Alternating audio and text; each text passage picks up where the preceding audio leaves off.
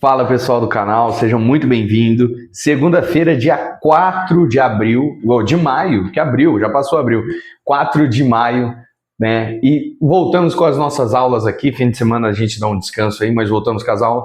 A aula de hoje será sobre a Primeira Guerra Mundial ou também a Grande Guerra. Então já vou pedir para você deixar o seu like, compartilhar esse vídeo, hypar, ativa o sininho do canal, rumo aos 300 inscritos. Se tudo der certo, até o final do ano, estamos com 300 inscritos. Peço que você ajude aí.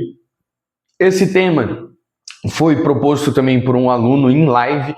Lembrando que a gente faz live lá na Rede Vizinho, no app Vizinho, todos os dias, lá pelas 3h30 da tarde, 4 horas, falando sobre o que está acontecendo no Brasil e no mundo. Beleza? Bom, vamos para o vídeo de hoje. A gente começa falando um pouco sobre o contexto da Europa para o começo da Primeira Guerra Mundial. A Primeira Guerra Mundial vai de 1914 a 1918. Tá? Primeira coisa, eu posso chamar ela de duas formas. De Primeira Guerra Mundial ou de Grande Guerra. Por que eu vou chamar de Grande Guerra?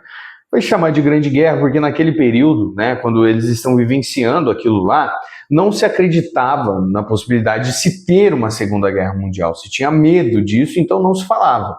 Né? Então, naquele período se chamava de a Grande Guerra. Tá? Então, Primeira Guerra Mundial é uma coisa que foi, né, lógico, foi intitulado só após a Segunda. Naquele período se entendia como Grande Guerra. Por quê? Porque não se imaginava que fosse ter uma segunda dessa.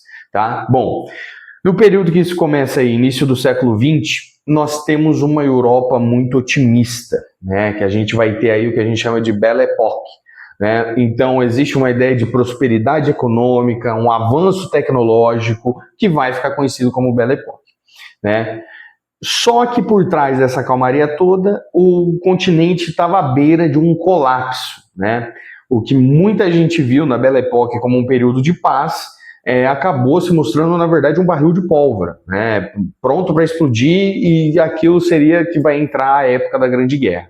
Então a Belle Époque foi mais uma fachada, digamos assim.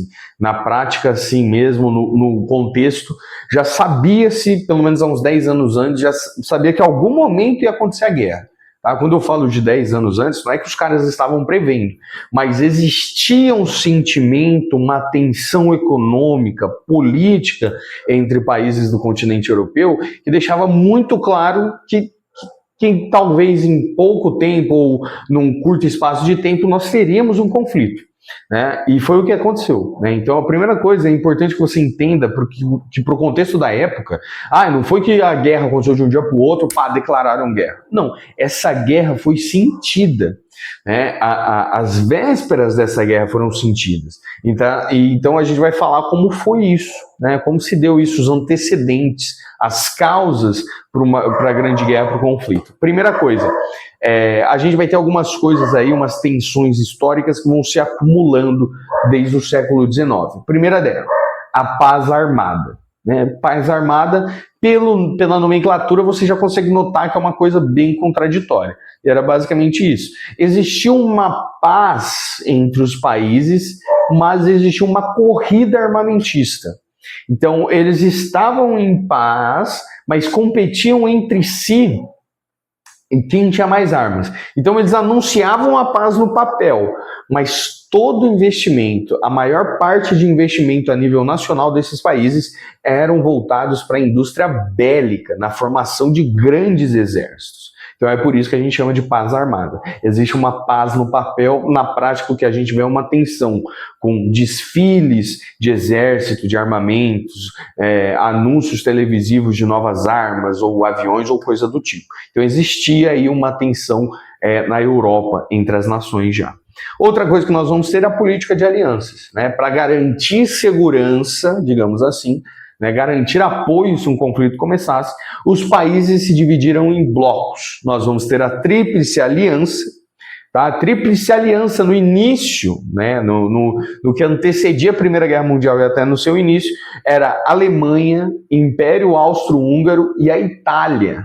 Tá? E nós temos a Tríplice Entente. A Tríplice Entente que vai ser França, Reino Unido e a Rússia. Tá? É importante que eu falei que inicialmente, porque depois a Itália vai trocar de lado. Né? E isso vai dar brecha até mesmo para o que a gente vai ter, que a gente chama de fascismo. né? O fascismo ele surge também aí nesse apelo romântico que o Mussolini vai aproveitar do que acontece na Primeira Guerra, porque a Itália troca de lado numa promessa da Inglaterra de ficar com uma porção de terra.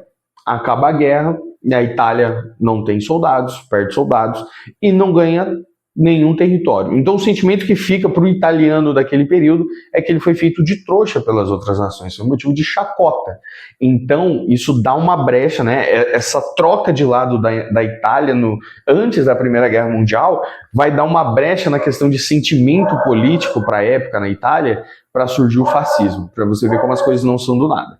Outra coisa que nós temos também é o imperialismo. Imperialismo vai ser o quê? Busca por novos mercados e colônias.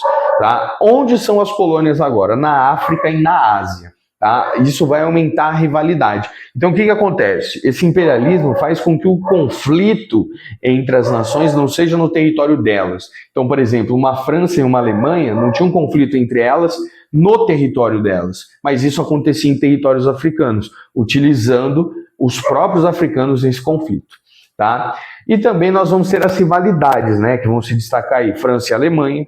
A França estava buscando uma revanche, né, depois da Guerra Franco-Prussiana, que vai acabar em 1871, né, porque perdeu daí Alsácia e Lorena, você já deve ter ouvido falar a respeito, né? A França perde Alsácia e Lorena para a Alemanha, então existe uma ideia de revanchismo por parte da França em relação à Alemanha. O Reino Unido e a Alemanha, né? A Alemanha se industrializou muito rápido e isso ameaçou a Inglaterra, né? Isso ameaçou a economia britânica, porque lá é onde se inicia, na Inglaterra. E de repentemente, em coisa de 5 ou 6 anos, a Alemanha se torna uma potência a nível inglês. Então, isso dá um alerta aí para o território britânico também, né? Porque vai desafiar o controle marítimo do Reino Unido. E também nós temos o Império Austro-Húngaro e a Rússia, que disputavam tanto a influência quanto territórios da Península Balcânica, né? Pertenciam anteriormente para um enfraquecido Império Turco-Otomano, né? Então, eles lutam por isso daí. Né? E aqui, para finalizar, a gente vai falar do estopim da guerra. Atenção, tá? Para sua interpretação, eu estou falando estopim. Eu não estou falando que foi o motivo, eu estou falando que foi a gota da água. Foi um entre tantos outros motivos que se acumularam. Tá? Então, muito cuidado, porque às vezes em questão de múltipla escolha, o professor coloca lá que foi o motivo, e você fala assim, é verdade, é o motivo. Por quê? Porque você não leu com calma. E você tem que lembrar que foi o estopim é a gota d'água. Né? E a faísca para o início do confronto vai ser em 28 de junho, né, de 1914, em Sarajevo, que é a capital da Bósnia. O arquiduque Francisco Ferdinando, herdeiro do trono austro-húngaro, foi assassinado.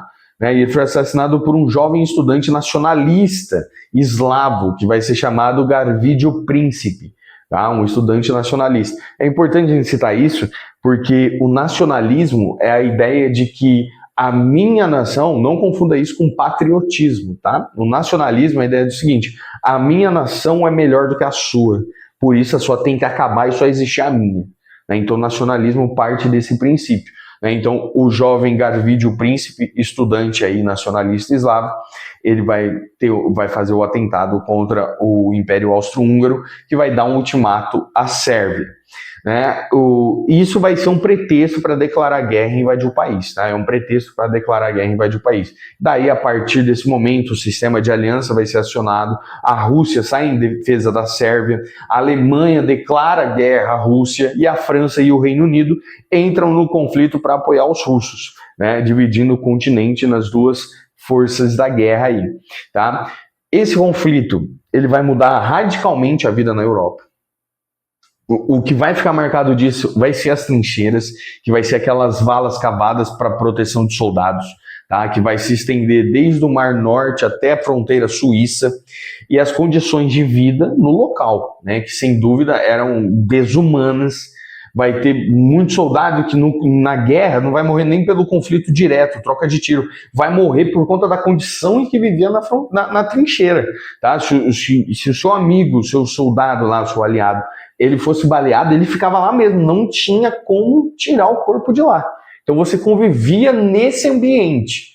Então imagina o psicológico desse soldado que, mesmo que não morreu em conflito, estava nessa trincheira. Tá? Essa guerra vai impulsionar muito o avanço tecnológico e o desenvolvimento de novas armas. Metralhadora, submarino, arma química, gás mostarda, gás cloro. Tá? Então tem um avanço tecnológico. Lógico, do ponto de vista negativo, né, nós temos aí as perdas de vidas e tudo, mas vale lembrar que a guerra, alguém lucra com a guerra. Né, e a gente vai ter um avanço tecnológico muito grande. Né. O ano de virada é 1917, que vai ser marcado por duas mudanças muito grandes. Né, a saída da Rússia, que vai ter um desgaste, e começa a eclodir. Né, dentro do seu território tem a Revolução Russa, né, a Rússia vai perder muito soldado, de 4 milhões perde 2 milhões, né, então tira o país do conflito, tem um novo governo agora que é socialista, e vai ter o Tratado de Brest-Litovsk. Né? Meu russo não está meio enferrujado, peço desculpas. Vai ter o Tratado Brest-Litovsk com os alemães, né? E a partir daí a Rússia sai, e daí depois a gente tem a entrada dos Estados Unidos também, que muda bastante, mas isso é um vídeo à parte. Beleza? Espero que você tenha gostado. Muito obrigado por você estar acompanhando as aulas. Espero que esteja te ajudando para você estudar. Vai assistindo, vai pausando. Muito obrigado. Um beijo no coração. Não esqueça de deixar seu like, curtir e até a próxima aula.